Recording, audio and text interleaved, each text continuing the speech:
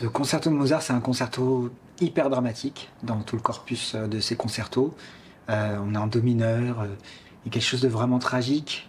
Et c'est le tragique de Mozart, c'est-à-dire que c'est sans concession, sans compromis. Il y a quelque chose de très brusque presque. Et j'adore cette sans compromission qu'il a. Et ce concerto, il est vraiment, c'est un plaisir à jouer. C'est celui qui a inspiré le troisième de concerto de Beethoven. Et je suis très content de le jouer avec Avignon.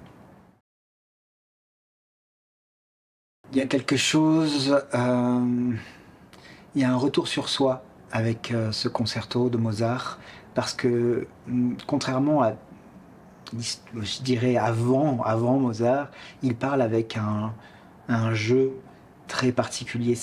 Il parle de lui-même, et je pense que quand on écoute ça, on a sûrement un retour sur soi-même en tant que spectateur, et on peut se poser des questions sur sa vie, sur le déroulement des choses, pas de manière dramatique, mais chez Mozart, c'est peut-être pour ça qu'il est si génial, c'est que son jeu nous rappelle le nôtre, et peut-être dans la première fois dans l'histoire de la musique, il arrive vraiment à parler de lui.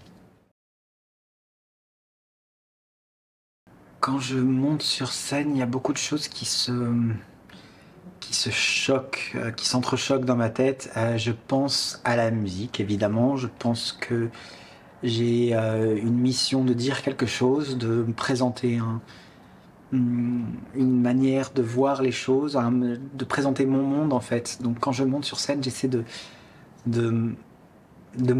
mobiliser toute mon énergie pour que quand les gens me voient, quand les gens m'écoutent, ils puissent se dire je suis chez David, et voilà, imprimer au moment de la scène ma vie, et que ça soit quelque chose de vraiment particulier. J'essaie de pas trop sacraliser non plus, mais c'est un moment, quand c'est un beau moment, quand on se sent bien, je pense qu'il y a peu de choses dans la vie qui se rapprochent du sentiment de plénitude que c'est que d'être là, en train de jouer, et en même temps pas là, parce qu'on est complètement plongé dans ce qu'on joue.